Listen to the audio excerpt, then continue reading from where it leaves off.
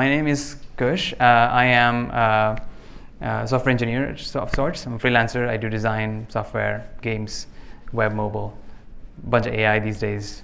Mostly like shitting on AI, but doesn't matter. So I'm going to be talking about embeddings, and I kind of got the sense earlier from the last talk that it's like a sort of mixed crowd of like not just developers. So I wanted to survey the audience a little bit, and I have like a few directions that I could go with the talk. So maybe I'll cater to the interests that are in this audience. How many of you are like developers? All right, like software developers. Yeah. How many of you are like data people, like data scientists, data engineers? Alrighty. What about like product managers or business sort of side of it? All right. Let's see. What artists. I know there's at least one in the room. Okay, so I feel like it's a mixed crowd, and what I'm going to do is I'm going to talk about some of the technical aspects, but also a bit of a history lesson of where they come from, because I feel like there's a core history to embeddings. This core ingredient of current language models and various technologies we use that people just sort of don't have a clear sense of where they came from, or the fact that they're not really new. Okay, so should I jump into the visualization?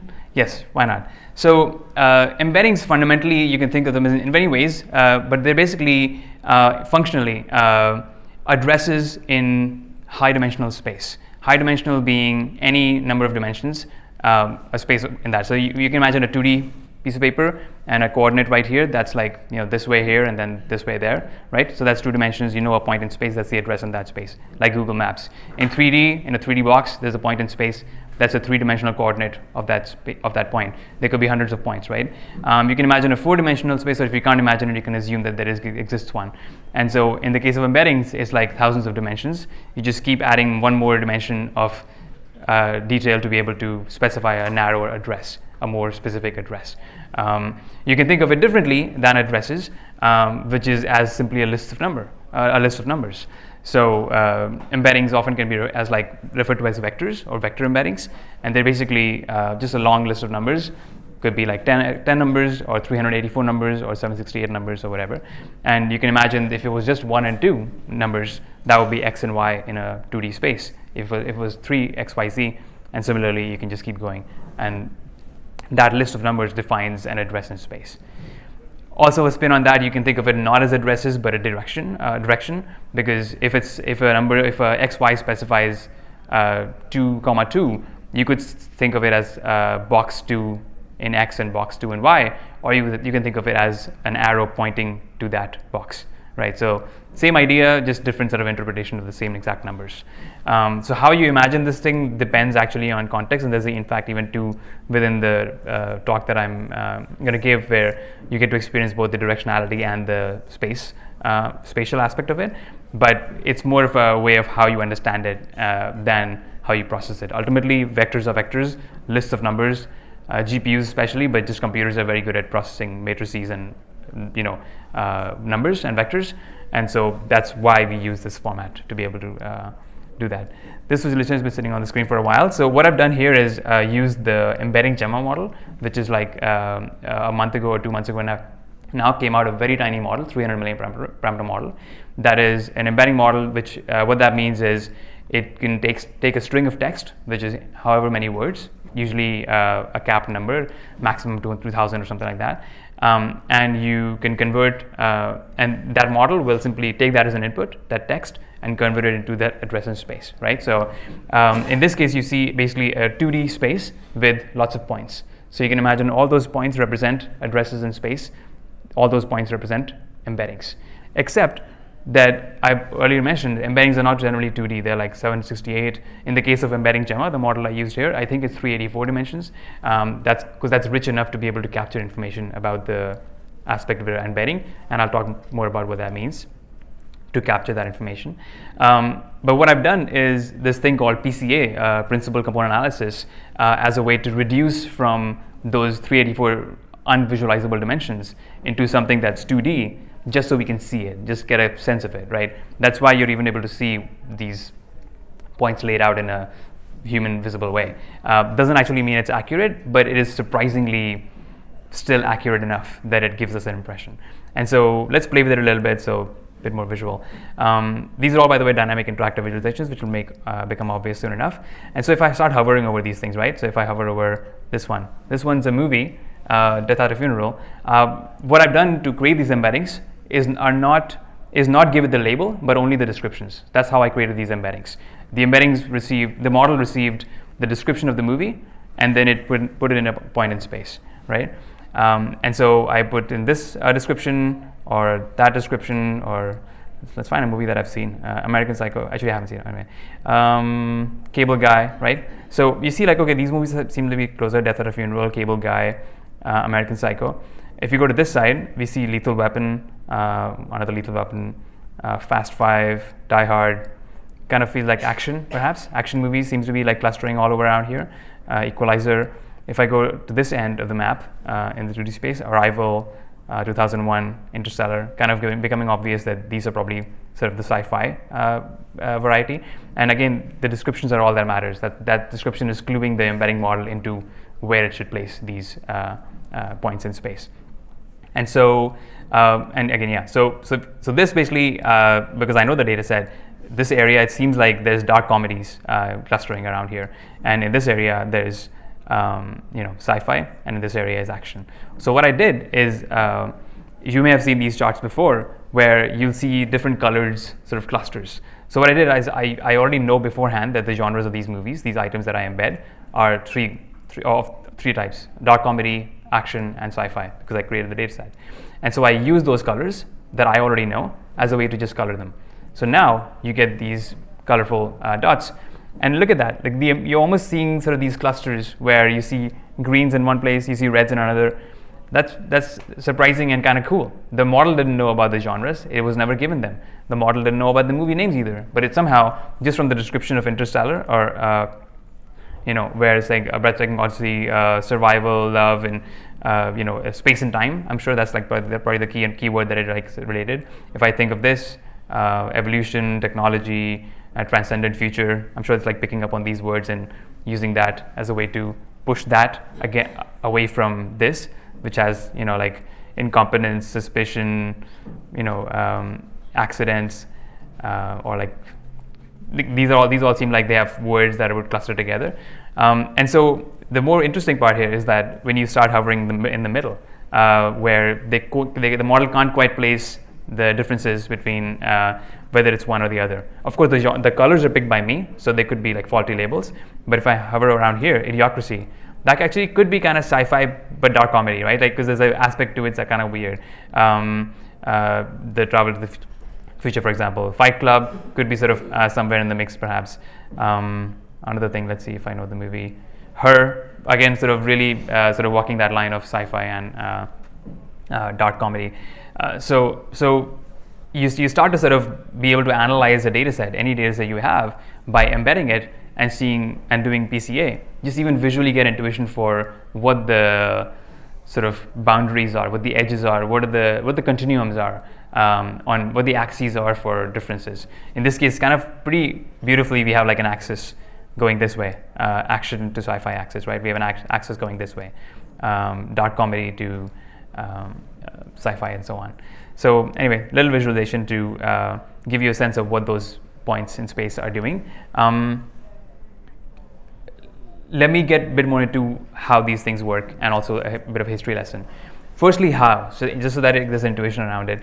The embedding model that we used as a way to convert text into one point in space, and then we did that over and over for all the points, is basically a frozen item. It's a bunch of weights that were trained during the training phase. We get that file, we download that file offline. We can run that file, and deterministically, every time we run it on the same piece of text, it'll give us the exact same point in space. That's one of the most beautiful things about it, because you can deterministically put, like I can, do I want to do this now? Sure. Actually, I'll do it later. But you can deterministically put points in space, and they'll end up exactly the same place. So if I, for example, do this, and let's just say, oh shit, I'm revealing stuff. I'll show you later, whatever. So there's that nature of the fact that the model is just already pre-trained with a lot of text, and it will simply produce this, is very useful. because you can use it for indexing all kinds of data offline without having to send it, without having to train the model further, as well as you can at query time reliably use the same model that you used for indexing as a way to retrieve the items or put that query point back in space. So actually, in the service of that, let me just move forward and show you that visualization. I might cover this sort of other stuff later, but it's basically this. So here's another visualization, which is just a different data set that I created. Again, kind of contrived to be able to really communicate communicate the beauty of it and the utility of it. But you can almost see, like, very clearly in this one, there's an obvious axis here. Like, there's clearly some spectrum from top to bottom. There also seem to be like an axis this way, but these somehow seem closer than this. Or in some ways also you can think of it as three different poles that all are sort of attracting or moving away from each other. And the way they're also, like, the models are trained is, I'll get into later, but like there's a process of bringing items that are similar together and pushing items that are different away. So that's kind of the process in which they're trained. We'll get into it. So if I hover over this side, gardening books, and also I only embedded the description again, didn't give it the name. It's kind of important detail because the name might kind of give it away a little bit too much. Rain suit, compass thermometer, storage box, plant guide, mulch. So a lot of sort of gardening related stuff from what I can tell. If I hover over this stuff, jigsaw, belt sander, wood oil, miter saw, these all seem like they're like woodworking tools. And then if I hover over here, food processor, oven, slow cooker, these are all kind of look like kitchen tools. And quite beautifully, the model placed them very far away from each other, where it's obvious. And once again, I just sort of added those colors back in, and you can see, in fact, this is like really beautifully spread out. Separated out. And then the cool stuff happens when you also hover in the middle. So if I hover over this one, somewhere in the middle, gloves. Now it happens to be marked as gardening because I chose that genre, or I chose that label as a cluster, but it could be wrong. It might be an outlier detection. We could use a way to like find mislabeled items. But more importantly, a glove actually could belong to any of them. Glove could work for cooking, glove could work for woodworking, or for gardening. So it kind of makes sense for it to be somewhere in the middle, right? Or we could hover over apron, tool for protecting, also makes sense. And so that should give you a sense of the utility of it, at the very least. Embedding models being able to process text and can create for you this semantic map of a large number of disparate pieces of text that you can then use as a way to find relationships between them. Of course, in this case, we're doing it visually by analyzing it. There might be a better way to do it automatically, and yes, there are, which is one of the ways that people do comparison of whether something is closer or farther away is this thing called cosine similarity, which is basically kind of finding, like I said earlier, you can think of them as points in space, or you can think of them as directions in in high dimensional space. And so doesn't matter regardless how you think. If you think of directions, it's kind of like, are two vectors pointed in the same direction, or are they pointed exactly in the opposite direction, and how close to either pole they are. So that's kind of the idea there. And if you can calculate that, if you see that they're closer, that means they're most likely similar, or at the very least the model in its training process learned to relate each other more. And if they're farther away, then the model realized that they more often are irrelevant to each other than they are relevant. And so you can use that same thing during query time, where you create another embedding. I can just create another embedding and then put it in that spot. Let's say we just put that one in there, and then compare it to all the embeddings around it, all the vectors around it, and see which ones are the top closest ones, right? So if I click on this, which I already revealed earlier, it will now give us the top closest ones.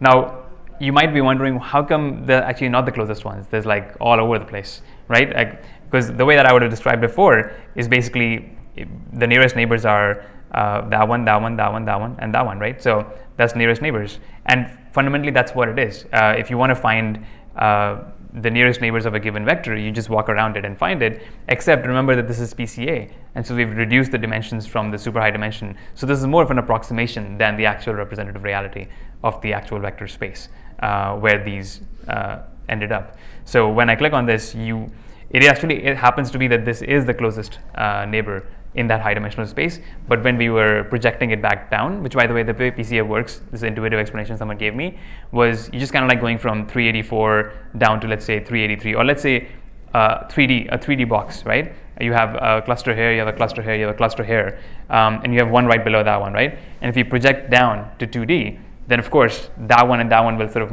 smash over each other, while this one and this one will clearly define away from each other. So that's why I use 3 pairs as well, because it's kind of still obvious enough in 2D while not being so obvious that it's only two clusters. So that's why we sort of get approximation. And then this approximation works just better at the poles because there is closeness that does not diverge all over the place. So if I click here, it'll be a lot more likely that there actually are neighbors, because just as we were projecting down, that information did not get lost or dispersed over. And same thing in this corner or whatever. In the corners, it'll end up actually being much closer because the PCA relationships are very representative of the larger high dimensional ones. While in the in the middle, it's like kind of anybody's guess. So, and also, so to hit that point further, or one of the use cases of this, right, is retrieval, like I said. So let's say you have Amazon, or you have any kind of shop where you have a bunch of items that you sell, right? In this case, you sell tools. Some categories are cooking, woodworking, and gardening. Now, if someone comes in and they're looking for a tool, let's say a tool for precisely slicing. Okay, so it's like precise slicing seems like it's putting it somewhere in the wood cluster. It's probably imagining like, I don't know, like timber or something. Let's see, timber. Sure, it ended up in wood, right? I made this thing to like sort of do it dynamically so that it kind of gives you an intuition for how that navigation happens as each word and each letter adds context. Or if I change it to vegetables, then it's going to end up in the food cluster. So that's kind of right. It's kind of navigating its way. If I remove precisely, it might even like get closer to the food, because precisely is kind of a term that might come more often in woodworking than it might in kitchen. Tools for slicing and dicing, maybe. Does that make it more food than wood, right? So it's just sort of using the understanding the model as it learned to be able to place this new purple one into a point in space, and then I'm just using that k nearest neighbor, if you've heard that KNN term before, cosine similarity, as a way to find the nearest neighbors. So this means that when I look for a tool for slicing and dicing vegetables in that store online, if you're doing semantic search, if you're doing embedding based vector search, even if you don't have a tool exactly with that description, you can now find possibly similar items nearby. So now if I hover over this item, this one, tool for cutting herbs and other items, kitchen shears, that could kind of be related. Maybe you end up purchasing that, or maybe that could be a recommend. Although I don't like the purchasing analogy because everything's about buying. There's other uses for it as well. Tool for slicing vegetables evenly, tool for shredding food, very appropriate. Tool for harvesting vegetables, so somewhat in the gardening cluster, but possibly you might have meant that than the other thing. So this is a good way for you to sort of dip this query into the pool of already indexed items and extract out with it some related items. In this case, I've limited it to I think 10 items, but you could just keep going longer. One of the things that people do is again, like I said, get the nearest neighbors, maybe a large number of them, and then they re-rank those neighbors again using other metrics, and then they slice it down further, and then they review that, and then they display that one to the client. So there's many steps you can do to do iterative refinement. You can even use, this is a cool thing that people just don't use because user interfaces now suck and they're limited, but this thing from like long ago, like called Rockio, which is a way for you to say, if I give you a query and you return me like, let's say I gave that query, right? And you gave me these items and these items, and I know that these are totally irrelevant, and I know like these are totally irrelevant, but these and these are like more relevant than not. You could give that feedback to the query engine, and then it would push our vector further away to that direction, and then it would end up like putting our vector, let's say, somewhere over here, and it would give us better results. So this is like a thing that people used to do, like even like I think people are exploring it 40-50 years ago. But you can do that. You can do like just sort of navigating this latent space and finding items that are close. So having said that, I think I want to get into a bit of a history because I love a history lesson. These things are not new. I also want to talk about how they're essential to transformers in general, the architecture of language models and all the rest of it. Like, 'cause I mentioned retrieval, but I didn't mention like the fact that ChatGPT and the way that stuff works is also very much completely based on embeddings. So briefly, 1960s, Gerald Salton, building on various pieces of work from before him, Hans-Peter Loon, Cranfield, and so on, Cleverdon. He created this system called SMART with his team and so on at, I think, I'm not going to guess, wherever he was. And this system included this idea also of the vector space model. So I think this is the first time they codified the idea of thinking of lists of numbers, vectors, as a way to process text and just manipulate. I think the initial work on this stuff was done by Hans-Peter Loon, where he said, like, truly, he said, we don't need to read the text and use our brains to understand the text for us to get some value out of the text, right? And this was a way to like just sort of not be sacred about data, just process it, count it. Counting was sort of the first way of doing it, and then get some insights out of it. So he was using it to create automatic abstracts and so on. With Gerald Salton, he was using it as a way of querying the system for related items and so on. And so the vector space model was basically, like I said, a list of numbers, however long. Let's say the vocabulary of the given language. Let's say in English, let's just say 25,000 or 2,000 or something, and then you count how many times each word appears in the document. I'm just talking about like from 60s, right? So you say the appears 5 times, horse appears once, racing appears twice, and zebra never appears, and basically everything else just almost never appears. So most numbers are zero. Some of them are like high, some of them are normal, right? And you use just that, and you do that for multiple documents, and then you use the same method of counting the words in the user's query. So the user's query might be, I'm looking for research around, cosmology, blah, blah, blah, by XYZ author. And you do the same thing with the query, and then you can just do this thing, cosine similarity, the exact same mathematical formula as a way to compare the two vectors and be able to get certain probabilities or certain relevance out of, let's say, 100 documents against the query. So back then they were doing it through word counts, and then it evolved into officially being called TF-IDF, term frequency inverse document frequency, where when Karen Spark-Jones, a colleague of Salton, I think like almost sort of 10 years later, noted that you could normalize for the length of documents. It depends how, if the word appears in a long document, then the length of document might actually bias the counts to be higher, and as a result, those documents might show up more often. And a bunch of other like insights like that seem obvious as hell, like in hindsight, but they improved it, and a few other things also happened after that, which became BM25. So if you've heard of BM25 as a way of doing retrieval, it's that evolution of TF-IDF and sort of term counts based retrieval into a formula that still holds up really well. BM25 is still a really good formula to be using if you don't have semantic search or something like that. And so there's many things happen over the years. This is like 60s and 70s, but 80s, 90s, like latent semantic indexing and a bunch of other approaches that were sort of getting closer and closer to the idea of a neural network. But it really sort of came to play when we had big data and big compute sort of concentrated, right? Unfortunately, or whatever, like we needed to have that, big companies having access to a lot of data that they already have it, and they compute that they could just command on will in their data centers, which is when Google with Glove and Word2Vec and so on started to process the corpus of the internet and start finding insights between them. And the approach changed from manually counting words to training a model that would make word associations automatically. And that's where the whole deep learning thing sort of has become a way to just change how the vectors are created. Before we were doing it just by counting the words in a given document, and now we're just sort of black box, put the text in, get it addressed out. That's what's changed, but ultimately the concept of the vector space model is exactly the same. briefly, I want to hit on also like how this is central to transformers. So how many of you know like what transformers are, or like have heard of transformers in relationship to AI? Yeah. Okay. So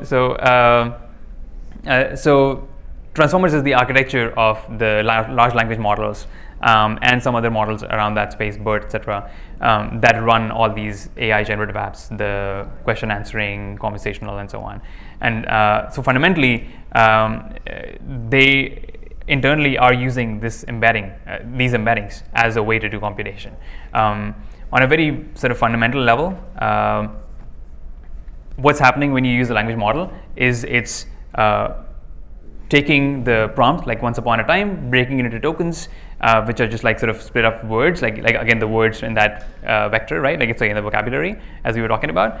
Then they process it through this black box, these many layers, computations, and at the end of it, this vector, I'm kind of heavily oversimplifying in the interest of time.